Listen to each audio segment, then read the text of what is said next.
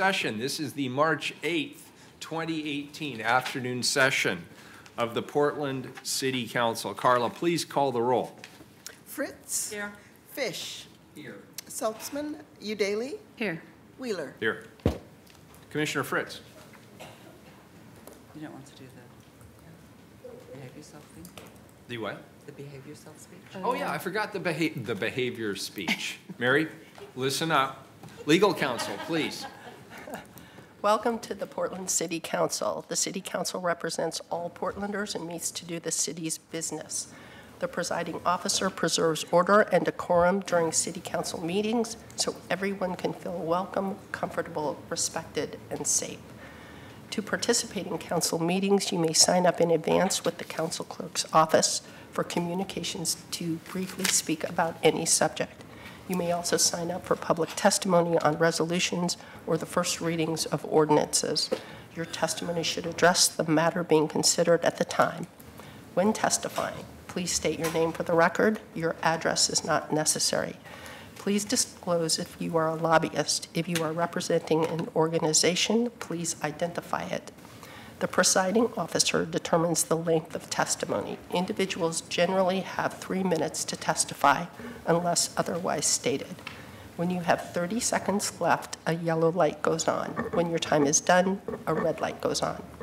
If you are in the audience and would like to show your support for something that is said, please feel free to do a thumbs up. If you want to express that you do not support something, please feel free to do a thumbs down. Disruptive conduct, such as shouting or interrupting testimony or council deliberations, will not be allowed. If there are disruptions, a warning will be given that further disruption may result in the person being ejected for the remainder of the meeting. After being ejected, a person who fails to leave the meeting is subject to arrest for trespass. Thank you for helping your fellow Portlanders feel welcome, comfortable, respected, and safe. Excellent. Well done. Thank you. Commissioner Fritz. Thank you, Mayor. I move to reconsider item 219. Carla, could you please read 219? Amend election reform code to rename as Open and Accountable Elections Program and reassign from Office of Neighborhood Involvement to a Commissioner's Office. Colleagues, we had a first reading on this item yesterday, and at that time, the council voted to remove the emergency clause that was on the item. For reasons which I'll explain as we vote, we really need to get this program going as quickly as possible, and so I move to reconsider the emergency amendment. Second. We have a motion from Commissioner Fritz for reconsideration. We have a second from Commissioner Fish. Any further discussion? Please call the roll. Fritz. So this vote allows us to have another vote on whether to have the emergency clause or not. Aye. Fish. Aye. Udaley. Aye. Wheeler. Aye. It's under reconsideration. Next, as I understand it, is a vote to reject the amendment. Is that correct, Commissioner Fritz? To vote on whether to approve the amendment. So in other words, should there be an emergency ordinance? And I'm right?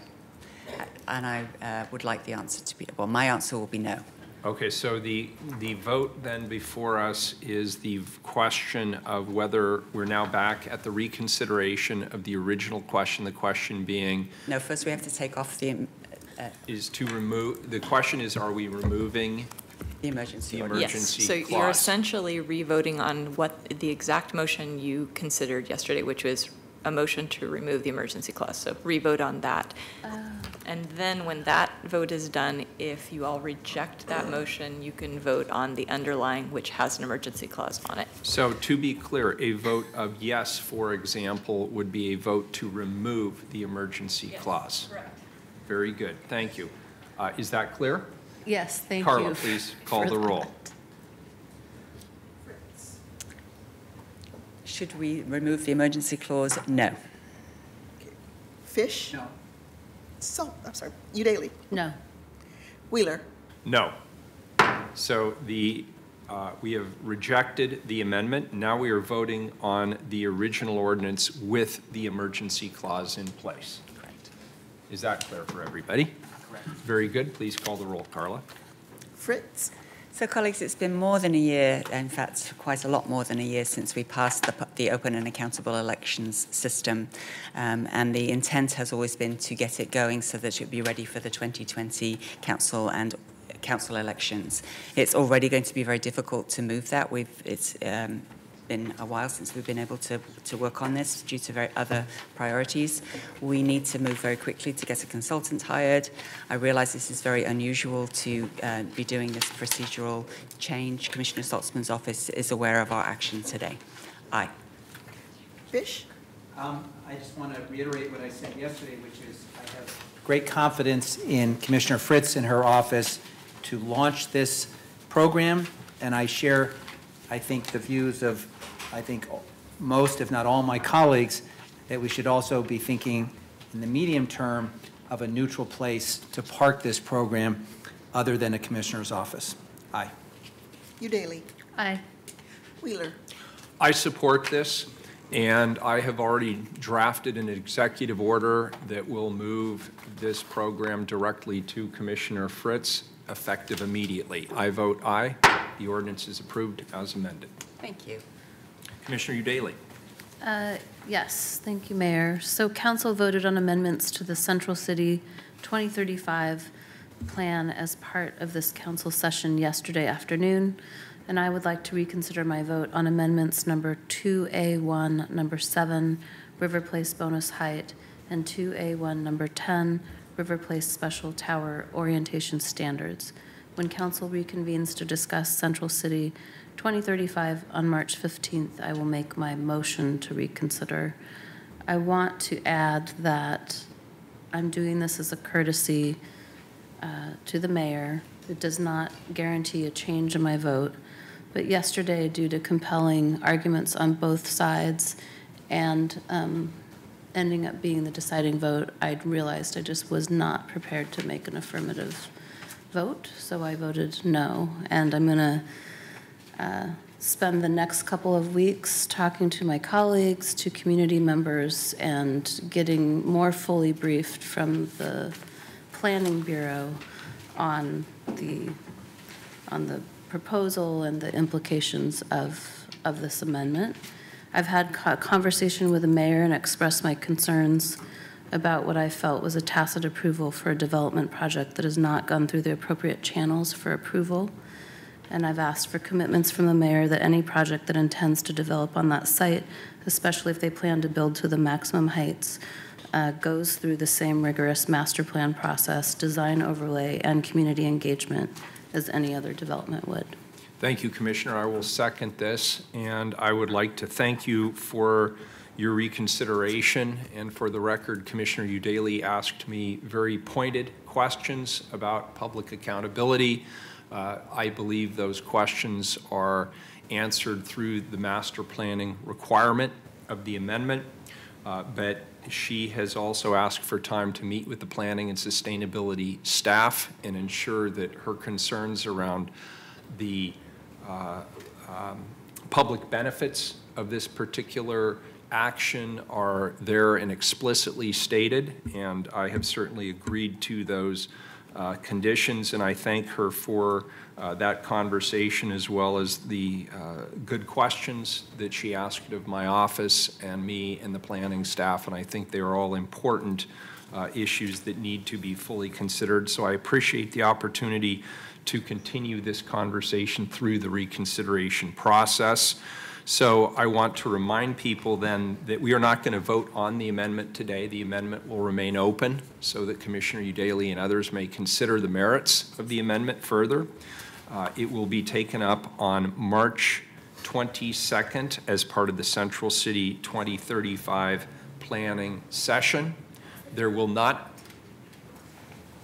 It's March 15th. Just want to clarify for the record. Oh, it's March 15th. I'm sorry, I had 22nd written down. It's only 1 week. Yeah, So it is March 15th now. Okay, so it will be That's what we March have 15th, listed. so we need to move very quickly, and I will commit to that, as will the staff commit to that. We will not take oral testimony when it comes back to the council, but we will continue to take written testimony on this item. The record is closed. Okay, I keep getting better information on top of better But how can information. the record be So closed? the record is closed on this issue. Already received testimony, and the record was closed on this. It's open until tomorrow for the amendments that you're voting on during the 15th, but the notice did not indicate that the record would be reopened. Is that correct? Okay, very good. So it will be taken up on the 15th of March. Thank you. I appreciate the Commissioner Eudaly is only clarification. allowed to talk with staff. She's not allowed to talk with anybody else about this.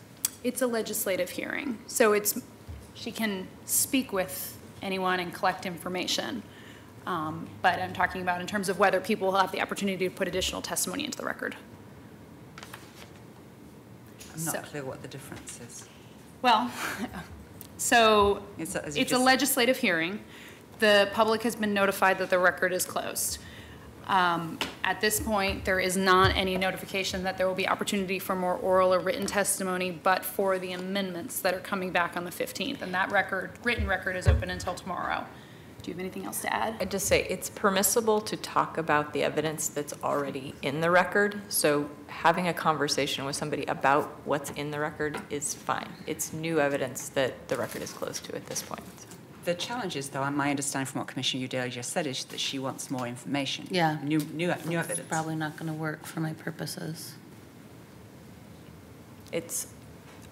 What I think you probably would be a first starting point was talk to BPS, because I think there's a significant volume of evidence that's there, and maybe they could collect Identify it it and for you. identify it for you, so you have that as a starting point.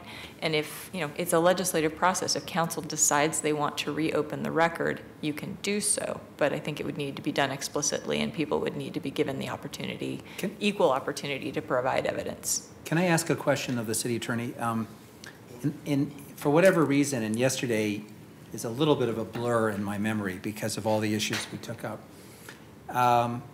But I guess I hadn't focused on the fact we had 1 week to address all the open questions. So we did kick some things to the final hearing. It included some issues where, like I raised a concern about 2 issues and wanted additional briefings and information. Are we doing this by the 15th because there's some other reason that it has to be done by the 15th? I think.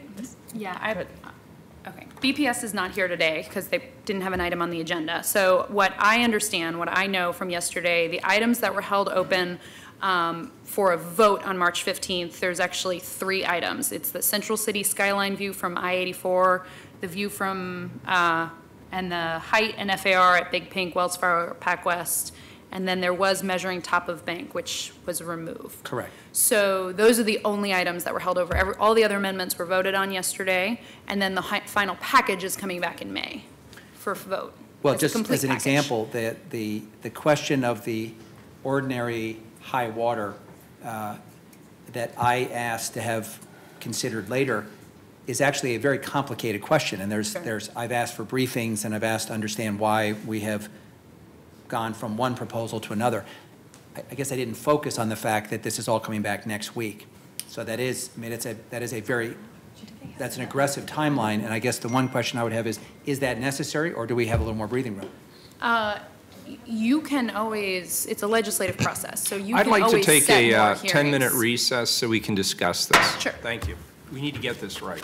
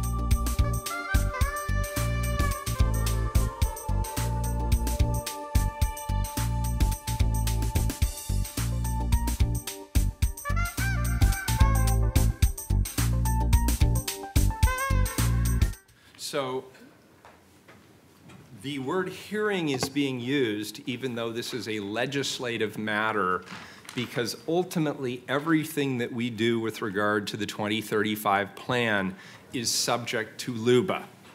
So technically speaking, everything that we use to make decisions with regard to the 2035 plan, including any amendments, has to be made using the, what I will describe as extremely voluminous record that is currently in place. There is nothing in this record that precludes Commissioner Udaley or anybody else from meeting with staff, for example, asking about details within the record, for example, what exactly is included in a master planning process, what is not included in that process. Because the meeting was already noticed, all of the 2035 plan was noticed for the 15th, which I agree with Commissioner Fish. I think it's too pinched. What I would propose to my colleagues is not just this matter and not just the matter of the mean high water tide conversation. I would propose that we publicly state today that on the 15th, it is our intention to continue the entirety of the 2035 plan to March 22nd, where frankly, I mean, I need more than a week to be able to go through all of the discussion points and amendments that are currently in the record. Does that answer people's questions? Who's not here on the 22nd? I show everybody in on the 22nd. Okay. I guess my only remaining question is whether I can talk to the planning committee or community members about this item. Is that a question of whether we need to keep the record open for a period of time just to be extra safe? Reopen the record. Reopen the record? Yes, you may need to reopen the record. I would recommend that we first talk with BPS and see what information is in the record. Okay. Some of this, I mean, it is thousands and thousands of pages, if not more, Yay. hundreds of thousands. So BPS can help you identify. Once they understand your questions, they can help you identify the information that's already in the record. And then at that point, if there needs to be a conversation about reopening the record, Okay, council can that's have that discussion here. Acceptable to me. Does that- So we have a motion for reconsideration on the table. We have a second from myself. We are not going to vote on the amendment today. We're just voting on the reconsideration. Please call the roll. That's not what I Sorry, thought you'll was actually be happening. voting on that reconsideration next time 2035 is back in front of you. So this Okay. was just a It just public keeps it open. FYI. Yeah. Yep. Got it. Thank Okay, you. thank you Okay. for that clarification. Thank God we're done with that. Welcome. Well, for This now. is the March 8th afternoon session of the Portland City Council. Carla, please call the roll. Regular agenda, 232. Agenda item or call the roll? Yeah. I was joking, Carla. Okay. I'm resetting. That's as funny as I get on a Thursday afternoon. That's Get it. it, oh. Carla, that's a cry for help. I think it is. Okay, so we're ready for 232? Yes, please. 32. 232. Appoint Richard Helzer and A. Young Lee and reappoint Scott Bradley to the Towing Board of Review for terms to expire March 1, 2019. Colleagues, Commissioner Saltzman could not be here today, but he asked me to read this statement, and then obviously we have some good folks here. Today before us is PBOT's recommendation to appoint 3 members of the public to serve on the Towing Board of Review. These positions are important as they provide an outside perspective on towing issues and help in shaping policy and identifying solutions to opportunities that arise. The Towing Board of Review consists of 8 voting members and 2 non-voting members. Of the 8 voting members, 3 members are from the community, no affiliation to the towing industry, and are subject to confirmation by the City Council to serve for a period of 2 years. The new appointees are Richard Heiser, A. Young Lee, and we also have one existing member being reappointed today. That's Scott Bradley. Here to answer any questions council members may have are Patrick Kramer and Mark Williams with the Portland Bureau of Transportation. Welcome, gentlemen. I hope you're enjoying yourselves. Thank you, Mayor. I'm Mark Williams. I'm the Regulatory Division Manager for the Portland Bureau of Transportation. Good afternoon, Commissioners. I just want to say that, the tow board is doing some very important work. As you can imagine, I'm sure everybody's heard about the abandoned vehicles and derelict RVs, and we have done a lot of important work, and we've got a lot of important work to do. But I just want to publicly acknowledge these folks that are busy in their personal lives, but are taking their time to help us resolve a lot of other important matters. Thank you. And, Patrick Kramer, I'm the Patrick, is your mic on? I just want to make sure there. button. Yeah. Oh, there we go. There you go. Thank you. Sorry, Patrick Kramer. I'm the towing coordinator in PBOT. And I just wanted to take a moment to acknowledge the two outgoing board members and really thank them for their commitment over the years, and their contributions to the board have been really key. Thank you. And that's Deborah Hogan and Ed Ferrero. Thank you very much. Colleagues, any questions? These two gentlemen, the nominees, Yes. would you like to say anything? Good afternoon, Mayor. Richard J. Helzer. Good afternoon, Commissioners. Thank you for the opportunity today, and I can answer any questions you may have. Can you just tell folks what you do and why you want to be on the board?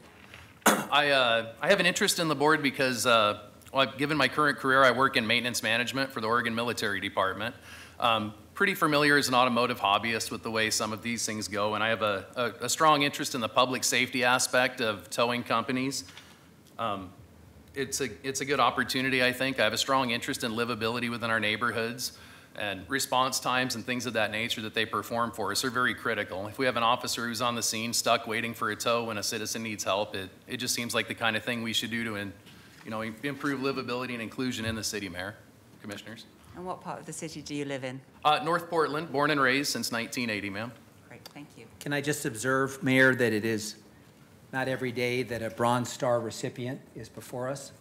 And for those who follow these things, for all of Senator McCain's heroism, he was awarded the Silver Star, and the Bronze Star is the next highest award that our nation bestows. So congratulations to you. Thank you, Commissioner. Thank you. So my name is Scott Bradley. I live in the Concordia neighborhood. I've lived in Portland, in the Portland area for around 20 years. My background and work experience is in another regulated industry, telecommunications, and I perform telecommunications finance reviews. I deal regularly with contracts, making sure that there's a high level of service and good oversight for contract review. And so I think I can contribute to that and have for a previous term on the tow board. Well, for my part, I'll just say I feel very privileged that we have people of your caliber willing to serve in a volunteer capacity. This is one of those many, many excruciatingly important oversight panels that is completely thankless. So let me thank you now. It's very important, and the community pays a great deal of attention to these matters, and I think it's helpful for them to hear you being here and hear that you're people of integrity and that you approach this with a degree of seriousness. So thank you for your service. Mayor, could we also hear from Ms. Lee? We have a third person here. I'm sorry, Ms. Lee. I apologize. Hasn't All right, been my I was trying to day. dodge. Forgive the nervousness. I am a civil engineer, and I work in bridges. And a friend of mine had been towed a few years back, so I was her car escort that evening, and I was very interested in what the towing board did when I saw the advertisement. And in my current job, I work with a lot of processes, certain things that the regular citizen may not know about but are important for running a city. So I was interested in learning more about this process. And then soon after that, I started reading articles about people being unfairly penalized for being towed. And my interest was piqued even further. So I would like to help if possible and bring my perspective. And I'm getting more nervous as I'm talking, so I'm going to stop. Oh, Thank you. Great, thank you. You know, we have your bio, and I want to thank you for the narrative you gave us. Yesterday, we celebrated Women's History Month. And we had a number of young women leaders who work for bureaus and council offices testify. And there was a young woman on my team named Betsy who's chosen to a path of being an engineer. So she's going to school for engineering, but also working at City Hall as her day job. And her family also questioned why she was choosing a male-dominated profession. And I appreciate that in your narrative, you mentioned that that you were on a career path that your family deemed a man job, but you've broken through the barriers. And so thank you for that, and thank you for inspiring the next generation of women engineers. Thank you. Very good. I'll accept a motion. Colleagues. So moved. Second. We have a motion from Commissioner Fish, a second from Commissioner Fritz to accept the appointments. Please call the roll. Fritz. Thank you, all three of you, for serving on this important committee. Aye. Fish. Thank you for joining us today, and thank you for your service. Aye. Udaley. Thank you. Aye. Wheeler. I'm very excited about all three of you stepping up, and I appreciate your motivations for being here. And Ms. Lee, I, number one, want to apologize again for skipping over you. That was premature of me. But I'm glad that you spoke as eloquently as you did on the issue of equity and fairness with regard to the towing industry. And as you know, and I'll say it, I don't mind saying it, historically, the towing industry is an industry not known for its soft touch and equitable approaches to doing business. And while I think it's getting better, I think all of us can strive to do even better. And I believe that the issues you cited are of great importance. And as you probably were aware, there was an article not too long ago in the paper that surprised the heck out of me that talked about towing costs, towing fees that were being charged to people who'd had their cars stolen. And that struck me as a significant oversight. And it was one of those things where it just appeared that nobody was really paying attention and looking at the whole picture. And I think all of you have that opportunity through this appointment to be able to look at the big picture and understand how it impacts people in our community. So good for you, and thank you. I vote aye. The appointments are all adopted. Thank you. Thank you. Congratulations. Thank you, Mayor. Next item, please, Carla. Item 233, amend the Arts, Education, and Access Income Tax to end administrative cost limitation, place cost limitation under City Council oversight, and direct the Revenue Division to work with the Arts, Education, and Access Fund Citizen Oversight Committee to increase the poverty level exemption. Colleagues, the arts tax was passed by voters to provide funding for art in our schools and to support arts institutions.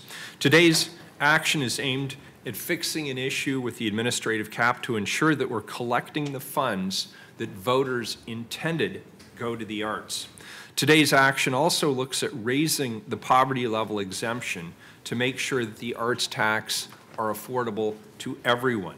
These fixes will increase the compliance rate, and by potentially increasing the poverty level exemption, will decrease the impact of the arts tax on low-income individuals. I'd like to particularly thank Commissioners Fish and Udaley for their very hard work on this issue. I'd like to start by turning this over to Commissioner Fish. Thank you, Mayor. And I want to thank both you and Commissioner Udaley for co-sponsoring this ordinance for consideration. In the 6 years since this tax was overwhelmingly adopted by Portland voters, it has been amended by the council 4 times. Today, as the elected representatives of the people, we are proposing 2 additional changes that will make the tax more progressive by directing the Arts Oversight Committee, our community oversight body, to work with us to exempt more low-income Portlanders, and would give the council the discretion through a transparent public process to decide how much work the city puts into collections of the tax from non-payers. I'd like to make a note about the words we're using here because they matter. Collection activity is fundamentally different than the cost of administration. The arts tax is the only tax, fee, bond, or levy that I can think of that we have to go out and collect. Other revenue sources are assessed as part of another bill and paid automatically. And to be fair, the actual administrative costs associated with the arts tax is minimal. mostly consisting of managing contracts with the school districts and distributing money to local arts organizations, not hiring professional staff people, not producing glossy brochures, not sending out annual reports to the community. Certainly nowhere near the 5% cap that was originally contemplated. So in my view, it's just not accurate to equate the cost of collections with the cost of administration. They are two separate things. Back to today's action. I believe these two updates are reasonable. And in fact, they've both been proposed, or excuse me, one has been proposed by the Revenue Bureau with the concurrence of the Arts Oversight Body, our citizen-led oversight body. And further, I think it makes sense to consider these two items in tandem. We know that making the tax more progressive shrinks the pool of eligible taxpayers, and that potentially shrinks the projected revenue. If we retain the limit on collection activity, knowing that the denominator is shrinking, we are effectively telling people they're off the hook for paying their fair share. That's not fair, and that's not what the voters intended, and it's not good policy. And I'm pleased that we're addressing these issues today. Thank you. Commissioner Daly. Thank you, Mayor. I have an amendment to introduce. It's a joint amendment between Commissioner Fish and I. Here is the exact language. Change Directive B to read, the Council directs the Revenue Division to work with the AOC to recommend an increase of at least, but not limited to, twice the current poverty level exemption to make the tax more equitable and bring recommendations for implementation back to City Council by September 1st, 2018. That's the... Second. Thank you. So we have a motion from Commissioner Udaly, and we have a second from Commissioner Fish. Do we have further discussion on the amendment? Why don't we go ahead and leave the amendment open, and we'll take our testimony, and then we can come back and close it. Okay. Very good. Is there any further, did you want to make a presentation? Yes, just brief. I have some brief remarks about Please. this. Thank you you very much, Mayor. I'm Thomas Lanham. I'm the Revenue Division Director of the Bureau of Revenue and Financial Services. And Commissioner Fish, I appreciated your distinction between administration and collection costs. It's a very important one, and one that's lost, I think, in the larger conversation about the cost limitation. So this ordinance before you today ends the 5% cost limitation for the arts education and access income tax and replaces it with City Council oversight. It directs the Revenue Division to work with the Arts Tax Oversight Committee to recommend an increase in the poverty exemption level and with the amendment to 200% or more. To date, the Revenue Division has collected over $51 million in tax revenue at a cost of a little over $4 million, or about 8% of the revenue. Over $46 million has been dispersed to school districts and the Regional Arts and Culture Council since 2013. These tax dollars support almost 60 kindergarten through 5th grade teachers for the last 5 years, as well as in local public schools, as well as dozens of local arts organizations. The cost limitation was originally conceived to provide voters with assurances that the tax would be efficiently collected. While efficient collection is certainly a desirable goal, in this case, it has had the unintended consequence of working against an even more important goal, which is maximizing the revenue yield. The cost limitation works against our efforts to maximize the revenue yield because it limits the amount we can spend to 5 cents for every dollar collected. Spending 10 cents to collect the next dollar makes perfectly good business sense, but the current city code prohibits us from doing that. The inability to remain under the cost limitation has sometimes been publicly framed as an indication that the program itself is inefficient. Nothing could be further from the truth. With 4.5 budgeted FTE, employees maintaining 500,000 taxpayer accounts, that's over 100,000 accounts per employee, and the arts tax is actually one of the most efficient revenue collection programs in the city by an order of magnitude. Most of those programs, for example, Water Bureau collections or other collection programs within the Revenue Division, average 5,000 to 12,000 accounts per FTE. Put another way, if the tax rate was $70 per person instead of $35, this program would have met the 5% cost limitation. So the inability to meet the 5% cost limitation is really more indicative of the low revenue per taxpayer rather than inefficiency. It's also important to note that we cannot cut the budget to meet the 5% cost limitation without losing revenue, because almost the entire budget is tax collection positions and printing and postage for tax notifications to taxpayers. So cutting collection positions for tax notifications will set up a negative feedback loop as taxpayers increasingly realize there are no consequences for failure to pay. As noted earlier, the Arts Tax Oversight Committees endorsed this recommendation, and I'll wrap up there and ask for any comments that you may have or questions. Thomas, I just have one question. I've been trying to think about what's the true apples-to-apple comparison of this tax. And I guess one way of looking at this is the compliance rate for state and federal tax collections. Do we know in Portland or Multnomah County what the current collection rate is for state and federal taxes? Not specific to the county. The IRS does publish nationwide statistics. The all-in compliance rate following enforcement is around 85.7 or 8% for the IRS for personal income taxes. So that's the national standard for the IRS. That's correct. And the IRS, as you know, has substantial enforcement tools that we do not have. And we are currently collecting about 75%? That's correct, 74. So I know I've heard the argument made by some that because we're not collecting 100%, it somehow shows some kind of, it is indicative of broader public sentiments about the tax. According to the data you just supplied us, that the true benchmark is probably what the federal compliance rate is, which is 85%. And is it your plan over time to lift 75% closer to 85%? That's correct, and this change today will help us do that. I don't know that we ever get to 85%. We are, for example, never going to garnish someone's wages for the arts tax. Just doesn't seem reasonable for the amount of money that we're talking about. The IRS certainly would do that, so that's going to help their compliance rate remain higher than ours. That said, I think 80% remains a reasonable goal as we continue to use a number of collection tools such as collection agencies, IRS, federal taxpayer information that we now have, and some other other steps that we're taking internally. Well, I'm really pleased to have this clarification because I once worked for an elected official whose favorite expression was, compared to what?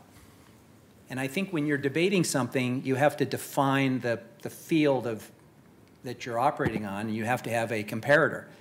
And it seems to me the apple-to-apple comparison here is the federal income tax compliance rate, and we've built our compliance rate up to 75%. Your next milestone is to get it to 80%. And under this proposal, annually, we'd be reviewing not only your progress towards that goal, but how much we think is a reasonable amount of revenue to be dedicated to further collections. And we would do that in a transparent public process. So I appreciate the clarification. Thank you. May I ask a question with regard to the poverty rate exemption? How would you expect that to interact with the compliance rate? Well, that's a great question. It's complicated. So right now, approximately 1 in 7 Portland adults is in poverty and therefore qualifies for that exemption. If we were to double down on the exemption, that moves approximately, that number would be about 1/3. The question would be, what is the compliance rate between people that are at 100% of poverty, in other words, just barely are expected to file and pay, and 200%? And that's something that we're just going to have to look at. I don't have the answer today. Very good. And I just want to state for the record that there's an integrity issue here. The taxpayers passed this, the voters more correctly passed this. People are subjected to it. They subjected themselves to it. They said they wanted support for arts education, and they are getting that. That part of the program seems to be very efficient. They've also said they wanted support for arts institution because collections are lower than anticipated. That part of the promise has really not been fulfilled. And there was also the promise to keep the administrative rates in check. And now that this program has been around long enough, it is obvious that the cost of compliance is greater than originally anticipated as a portion of the overall pool of revenues. And while there is no question that some will take this as the opportunity to say this proves that the program doesn't work, I would dispute that. I would say that the program works.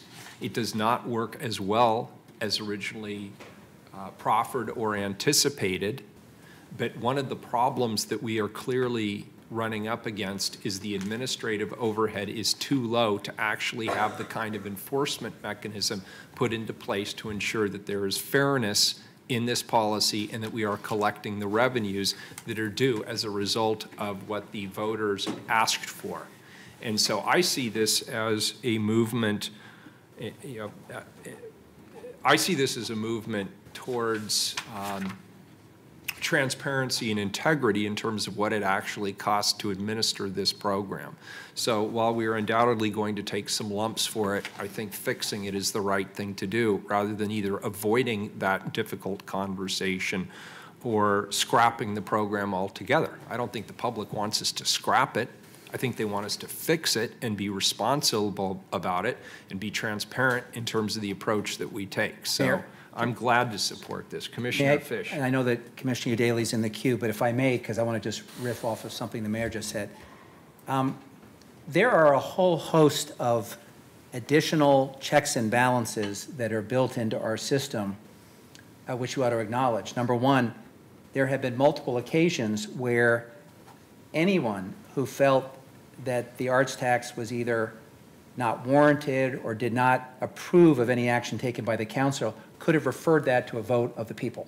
That system is prescribed. That has not happened. The fact that there are so few people in the audience today, I think, gives us some other sense about how people generally feel about this issue. But I want to make a broader point. Legislative bodies in Oregon routinely do changes to matters that are initially referred to the voters for permission and then exercise their lawful obligation or duty to fix something. And the last example, the biggest example I can think of is Measure 91, which was a very controversial item, had to do with cannabis. People had strong views on either side, but once the voters gave the permission to move forward, the Oregon legislature made substantial changes to the law within its purview to make the system work better. And I'm just guessing here, it's an educated guess, that the loudest critics of that action were probably people who voted no on the underlying ballot measure, and the softest voices, or the voices of approval, were probably those people that supported the underlying ballot measure and thought the legislature's changes made it work better. That's my guess, but I think that generally, people who are opposed at the beginning to these kinds of things continue to find grounds to object, and that's fine. That's principled. I object from the beginning. I voted against it, and I continue to object.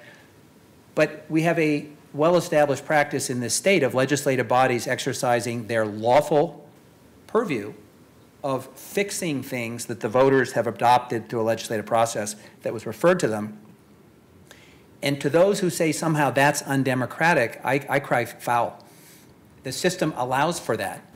And frankly, if we didn't have that check and balance, we'd be referring a lot of stuff to the voters that simply would not be appropriate for their consideration. So I want to just observe that. Commissioner Udaley. Following up on what Commissioner Fish has just said, we've seen a lot of changes in our city over the past 5 or 6 years since this policy was passed, and $15,000, which is the current exemption, is worth a lot less in today's housing market. So I just want to go on record as saying I absolutely support increasing the exemption to 200%, which is a common threshold for many means-tested or needs-based programs. But I'm also interested in looking at a higher exemption, given that an individual would have to make 3 times the poverty level to actually afford to live in our city. That being said, I'm also very interested in the possibility of this becoming a more progressive tax that's based on income, and that's something that we haven't talked about today, and I realize we don't have the capability of doing that now, but once our Revenue Bureau system is connected with the federal system, I believe that will be a possibility. Do you have any comments or thoughts on that? No, those are very good comments, and I think, so when we think of an income tax, I think typically we think of the federal or state income taxes that we all pay or that we all better be paying that have, a table, right, that you will use to map your income to a particular tax amount. And so we can't do that now for a range of reasons administratively. We could do it, but it would be prohibitive, cost prohibitive to run such a program. But once we get our tax administration databases up and running, and we believe that should happen in the early 2020s, there's no hard date yet, then we should be able to do that. Great. I had one more comment, but I think I've forgotten, so thank you. Well, actually, I'm going to be very interested in seeing how our compliance rate changes once that exemption is put in place. I have a feeling it'll be noticeable, at least, if not significant. Good. Yeah. Very good. Public testimony. Thanks, Thomas. Thank you. So we have two people signed up. Please come on up, Arn Strasser and Mary Sipe. Good afternoon. 3 minutes. Name for the record, please. We do not need your address. Arn Strasser. Art is about life, color, freedom. Art should not be represented by a dull, bureaucratic form that looks like every tax bill, which is what the current tax bill looks like. The whole process has a negative, punitive air to it, and certain aspects of this, what bill that you're just discussing, has also a punitive aspect to it, whatever its other merits. Look at the mailings of another city agency. The recycling program regularly mailed graphic, easy-to-read brochures and a program with high compliance and few complaints. What we receive instead is an envelope addressed to city resident that contains a form without any artistic feeling to it at all, that asks us to list the members of our family and their social security numbers, and we're supposed to drop this highly sensitive information into a mailbox. No wonder compliance is low.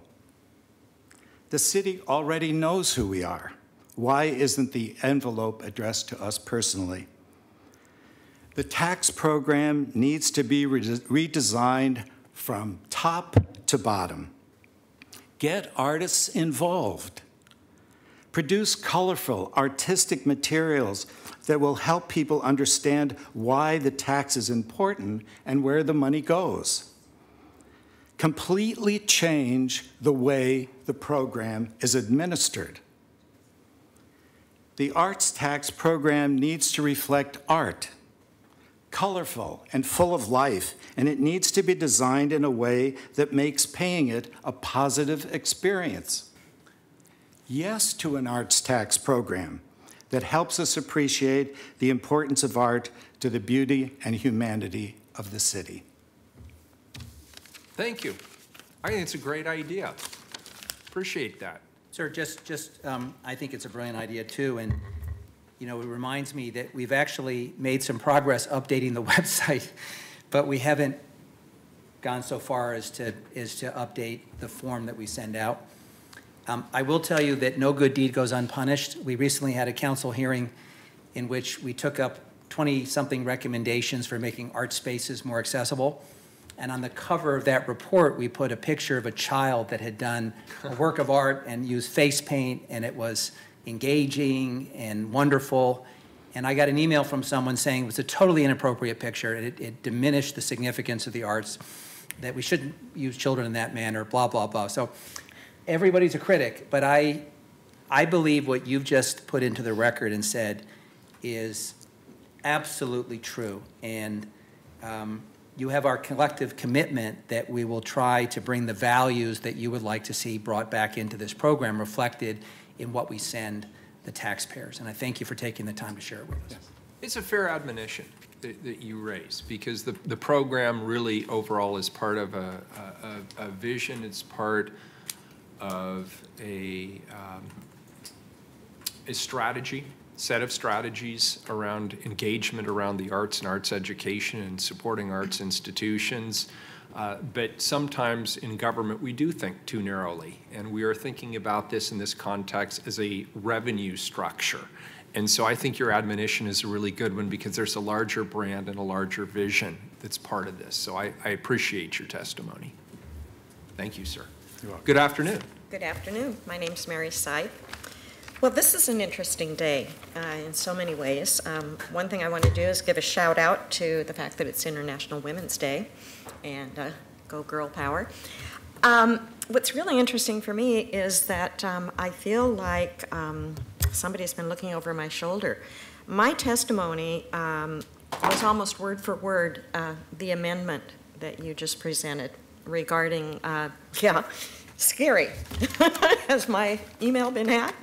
I assure you that I have always felt this way about the exemption level from the beginning, but, you know, great minds. Mary, the camera that's just above you when you're sitting back there actually rotates down so we get a closer look at what's on your... You're reading we've read your right testimony. over my shoulder when I come every week. If you could give us the short version, we've already read your testimony. Yeah. But, you know, it is, I feel so validated. You know, a year ago this month, I started coming every week to the city council meetings, and I did that for a number of reasons, and little did I expect that you would really hear as loud and clear as you have the many comments that I've made over this past year. And I just, you know, this is just such a perfect example to me of how becoming involved in our city government or any government whatsoever, actively involved, and coming and speaking before you and learning how the city works, how, you know, literally, I'm just cannot believe how absolutely what you've done here follows exactly to the T what my concerns were about putting some teeth into the wording of the ordinance in relationship to expanding the exemption, and even right down to, you know, because my thoughts were, you know, like people that are eligible for food stamps, people whose only source of income is Social Security or SSI, people living in affordable housing, you know, that somehow you could word this so that it would encompass all of that in a very simple manner. And that's exactly what you've done with this amendment, and I just can't say enough about how appreciative I am to have a city council that really is listening and really accepting the feedback that comes before them, and really also reaching out for that feedback as well. And I just say thank you. Did my staff pay you to come say this today? I was teasing Carla earlier that I should be on the payroll. I'm here every week, but you know, bottom line is this. I'm really encouraged to see the amendment that you've put out here and the ordinance, and thank you. Well, Mary, thank you. And you started coming about the same time I took over as presiding officer of this council.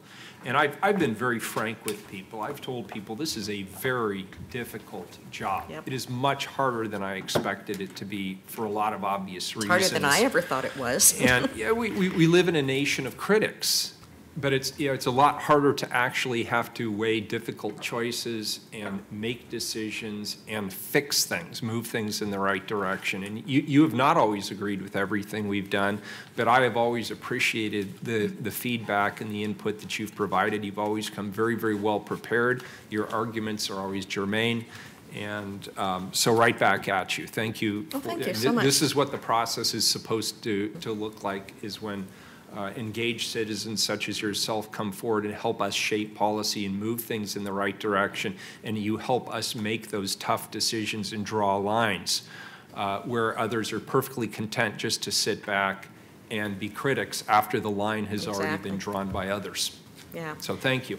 I urge everybody at home watching, get out of your house, come down here in person. Commissioner Fritz. Mary, when you first started coming, Ms. Sype, when you first started coming, you said to me that you felt you had seen people on television and the same people coming in and just yelling at us all the time, and that you wanted to remind us that there are other people out there who are not angry with what we're doing. Who are Be the voice of reason. Well, just, Yeah. so your presence, and I appreciate that you don't testify on every single item. You are very, if you have something, if you contribute, then you do, like today, something different.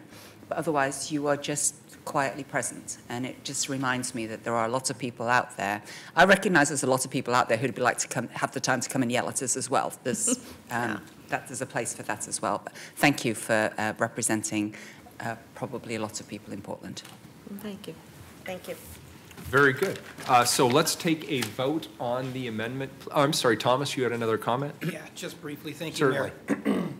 So just in response to a couple of those comments, which I thought were very good comments, and they're accurate, right? We're sending out black and white form.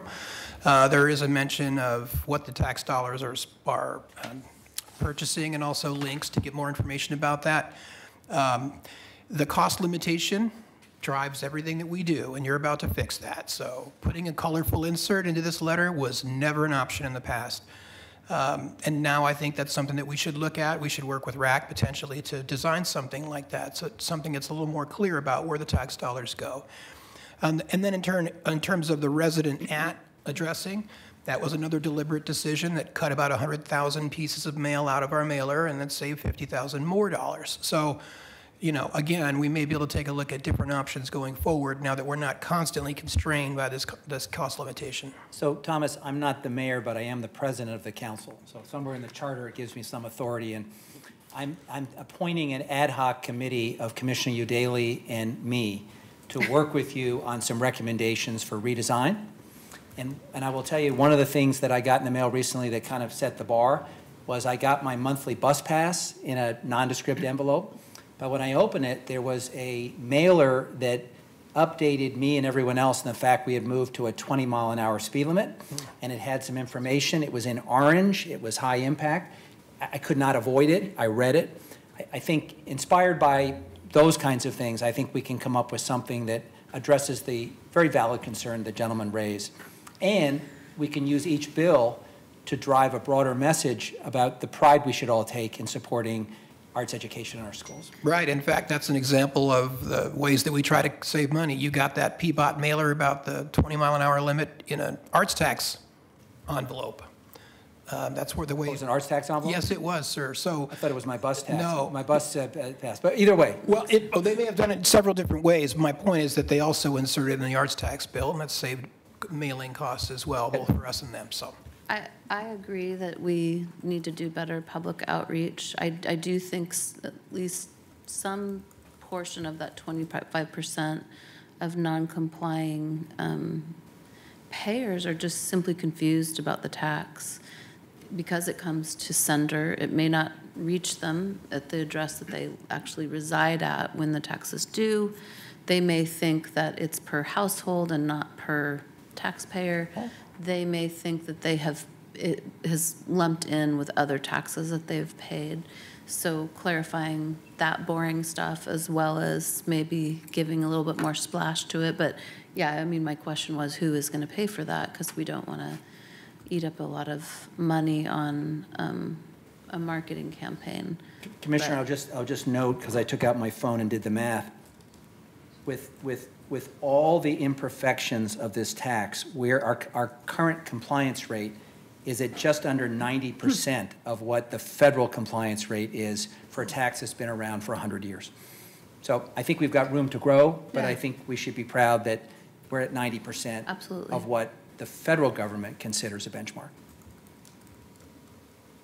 Commissioner Fritz. Commissioner Fisher, I'm feeling a little like chopped liver that I was left off the ad hoc committee, and I'd like to remind everybody that I did vote for this in the first place and went through a considerable amount of trouble defending it over the years.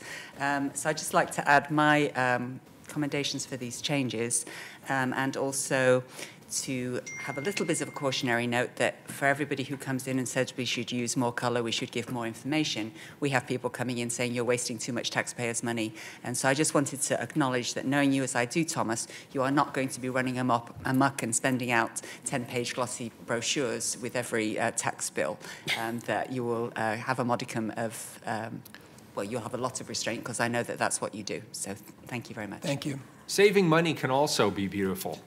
It can. Sorry, my former Treasury job is sneaking back in. So with that, let's call the roll on the amendment, please. Fritz? Aye. Fish? Aye. Udaley? Aye. Wheeler? Aye. The amendment is adopted. This is the first reading of a non-emergency ordinance. It moves to second reading as amended. Thank you, everybody. Next item, please. Item 234. Reappoint Deanne Woodring to the Investment Advisory Committee for a term to expire March 14, 2020. So we have Jennifer Cooperman here to discuss Deanne Woodring. Deanne was not able to join us today due to a work conflict, but Jennifer is here to give us a brief description. Good afternoon, Mayor and Commissioners. Good afternoon. So I am here to present an item regarding the reappointment of Deanne Woodring to the Investment Advisory Committee. This is a 2-year term. This would be her 4th term on the committee. The committee exists as part of City Code to advise the city treasurer and the council on the management of the city's investment portfolio. I've included her bio in the material presented to you. I wasn't planning to read it, but I would just say that she is incredibly experienced in the world of investments, including the restrictions placed on government investments, investments by government entities. And she currently serves as a board member on the Oregon Short-Term Fund Board. And if she were available, she would be here today. Her picture is included in her bio in case you happen to run into her on the street. I'd be happy to answer any questions that you have. How do you go about recruiting members for this committee? We work through ONI. It is one of the committees that is listed in the ONI page for all of the boards and commissions that are offered in the city. We also reach out to people whom we meet, whether it's through people who sit on RFPs that we work on related to the world of Treasury. We work through GFOA, the Government Finance Officers Association, for folks who are in the Portland area, and use former members to reach out to people that they know as well. And how many people are there on the committee? 3. And what are the demographics of those people at this point? At this point, Mark Campbell, who is the CFO for Multnomah County, sits on the committee. Deanne Woodring is on the committee, and we have a 3rd individual, Chris Rains, who comes from Wall Street, moved out here, and runs his own investment firm. Thank you. Sure. Very good. Colleagues, I will accept a motion on the report. So moved. Second. I have a motion from Commissioner Fish, a second from Commissioner Fritz. Please call the roll. Fritz? Aye. Fish? Aye. Udaley? Aye. Wheeler? Aye. The appointment is approved. Thank you. Thank you. And just to put out a bit of a brief public service announcement, we have a lot of, it has been our council policy to have people who are being appointed for the first time to be present, to answer questions of the council, and to have their responses heard by the public. There is a consideration to have reappointments go to the consent agenda. And I want the public to be aware that that is under consideration. And if people have thoughts, I certainly would be interested in those thoughts at Mayor Wheeler at portlandoregon.gov. And the reason we are considering that is the people who are being reappointed are now known entities to the City Council. They have served, they have been vetted, they have previously come before the City Council. And oftentimes what we find is asking people to take time off from their employment or other responsibilities to come to the chamber, and then frankly have very few questions of them seems somewhat disrespectful. And so we are considering moving reappointments, not first-time appointments, but reappointments to the consent agenda, and I just want the public to be aware of that. If people have comments, I'd certainly be interested to entertain those comments. Thank you, Jennifer. We appreciate it very much. Last but not least, item number 235, please. Authorize a 5-year price agreement with U.S. Bank Elavon for merchant services for a not-to-exceed amount of $25 million. So, colleagues, many bureaus and programs in the city rely on merchant services. The acceptance of credit cards and debit cards as payments for city services remains essential. In fact, it's becoming more essential with time. April 5th, 2017, on April 5th, 2017, the Chief Procurement Officer was authorized to issue a competitive solicitation for the purchase of merchant services for an estimated amount of $25 million. The majority of fees covered by this contract are set by Visa, MasterCard, and Discover, so those fees are not negotiable, and they're passed through from the vendor to the city at cost. On May 24th, 2017, 8 proposals were received and 5 were deemed responsive to the solicitation requirements. To discuss this process in further detail, we have Interim Chief Procurement Officer Larry Palat and Chief Financial Officer Jennifer Cooperman is still here. Thank you both. Thank you, Mayor. Thank you, Commissioners. A lot of what the Mayor said is what's in my report. So I think I'll skip the first paragraph. June 29th, the city issued the notice of intent to award the price agreement to U.S. Bank Elavon. No protests were received, no comments at all. The contract has been negotiated at the amount of $25 million. The city's Treasury Division, along with Procurement Services and the City Attorney's Office, worked quite diligently to negotiate the limited amount of pieces of this that can be negotiated to protect the city's interests by maximizing data security and the indemnification aspects of the agreement. As the Mayor said, 95% of the total fees paid under this type of thing are non-negotiable. They are set by the credit card companies. These fees are passed through directly to the bureaus, and they're established, they're cut, baked into the transaction cost. The amount of the agreement, while seemingly quite substantial, is actually not a general fund budgetary item because the fees are actually baked into the transactions. U.S. Bank Elavon is the incumbent vendor, which saves the city a significant amount of time and effort and money by not requiring the city to go through a transition period. However, the transition costs were not considered as part of the evaluation team, and all of the proposers competed fairly and equitably. U.S. Bank Elavon is in compliance with all of the city contracting requirements, including their business tax registration and payment. If the City Council has any questions concerning the solicitation or the resulting agreement, I can answer those, or if there are questions specific to the actual services required or the payment structure for that, as you said, the Chief Financial Officer, Jennifer Cooperman, is here. Colleagues, any questions? Very good. I'll entertain a motion. Do we have a assessment? No. It's a report. No, I move to accept the report. Second. We have a motion from Commissioner Udaley, a second from Commissioner Fish. Please call the roll. Fritz. Aye. Fish. Thank you for your presentation. Aye. Udaley. Aye. Wheeler. Well done. Aye. Thank you very The report much. is accepted. Colleagues, one last bit of business as I was digging through my large pile of documents. This is a letter to the city auditor. It is from me. It is regarding assignment of city departments, bureaus, and liaison duties. Pursuant to Section 2-302 of the Charter of the City of Portland, Oregon, effective immediately, I'm reassigning the Open and Accountable Elections Program from the Office of Neighborhood Involvement to Commissioner Amanda Fritz's office. Congratulations, Commissioner. Thank you. There it is. Lovely. Thank And you we very much. are adjourned.